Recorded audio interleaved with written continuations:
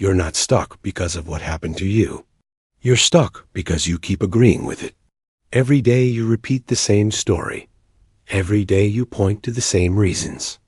And every day you choose to stay exactly where you are. This is the story of a man who sat in the same spot for 12 years. Not because he couldn't move, because he'd made peace with not moving. On the edge of a busy market, there sat a man named Kaleem.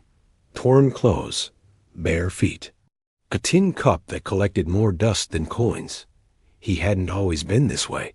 Once he had a job, a room, then illness, then loss. The pieces fell away until all that remained was a man on the street with his hand out. But that was 12 years ago. Every morning, same spot.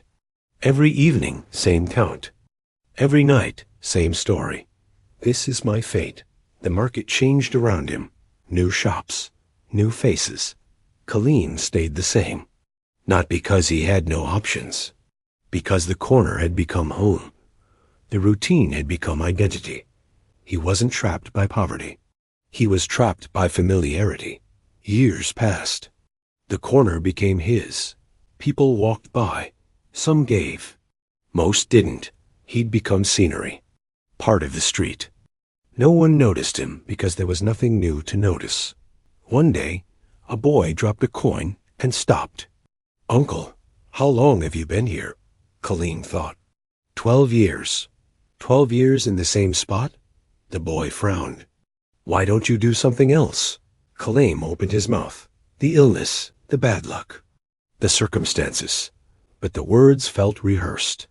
He'd said them so many times they'd become armor. The boy left. The question didn't. 12 years. Same excuse, same result. At some point, the story had stopped being an explanation. It had become a decision. That evening, an old shopkeeper named Yusuf closed his tea stall nearby. He'd seen Kaleem for years, never spoken. Tonight, he walked over and sat. Heard the boy's question. Saw your face when you couldn't answer. Kaleem said nothing. 12 years ago, I slept on a floor. Lost everything in a fire. Kaleem looked at him. What changed? I stopped agreeing with my situation. Yusuf's voice was flat. Circumstances knocked me down. I'm the one who decided to stay down. The day I stopped defending that decision, I got up. Kaleem shook his head. You had skills, connections. I have nothing. You have hands, a mind, 24 hours. Same as everyone. Yusuf looked at him. In 12 years, did you ever try anything else? Learn anything? Ask for work instead of coins? Silence. You've been waiting for circumstances to change. They don't change. People change. Circumstances follow. Yusuf stood.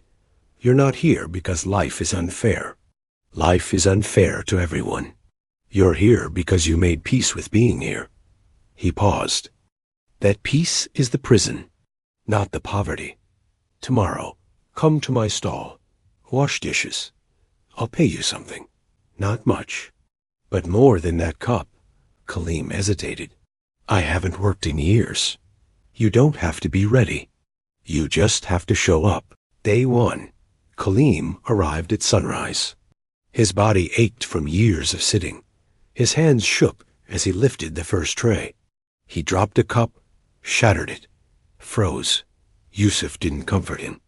Pick it up, get another. Keep going. Kaleem worked until evening. When Yusuf handed him coins, they felt different than the ones dropped in his cup. Heavier, stranger. He'd earned them. And part of him didn't know what to do with that. Week 2. The work didn't get easier. But something worse happened. Kaleem got better at it. And that terrified him, because getting better meant the story was wrong. 12 years of I can't, crumbling under a week of I did. One morning, a customer called him a beggar playing worker. The old Kaleem would have agreed, quietly, internally. This Kaleem said, I'm not begging. I'm working. The customer left, but the words echoed. He'd defended an identity he wasn't sure he had yet. Week 4. Yusuf taught him to make tea. The ginger, the timing, the pour. Kaleem's hands remembered capability. His mind remembered purpose. But at night, the old voice returned. You're pretending. This isn't you. Go back to what you know.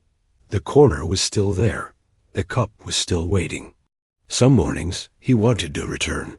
Not because it was better, because it was easier. Comfort doesn't let go easily, even when it's killing you. Week 8. A customer asked Kaleem for a recommendation. Asked him, like he was someone who knew things. He answered without hesitating. That night, he walked past his old corner, saw another man sitting there now. Tin cup, torn clothes, same story. Kaleem looked at him for a long moment, then kept walking. The cup was still in his bag, dusty.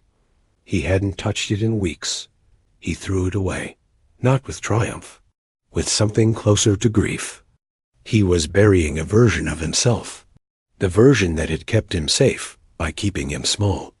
Months later, Kaleem ran the morning shift. Yusuf was getting old, needed someone to hand things to. One evening, they sat after closing.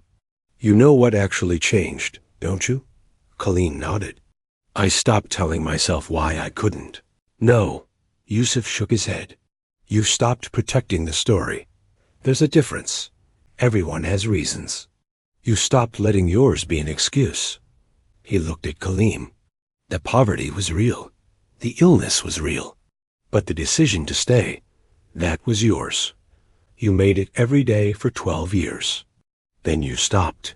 So let me ask you, what's your story? Not what happened to you. What you keep telling yourself about why you're still where you are. The excuse you've polished so smooth, it doesn't even feel like an excuse anymore. It just feels like truth. You're not stuck because life is unfair. Life is unfair to everyone. You're stuck because you found a version of stuck that feels manageable, familiar, almost comfortable. And comfort is the problem. Not your circumstances, not your past, not the people who didn't help. You agreeing with your story, defending it, living inside it like it's a home instead of a cage. Here's what you don't want to hear. Your story protects you. That's why you keep telling it. It explains why you haven't tried, excuses why you haven't changed, shields you from the terrifying possibility that you could. But protection isn't freedom. It's a slower kind of trap. The question isn't whether life has been unfair. The question is how much longer you're going to use that as a reason to stay comfortable.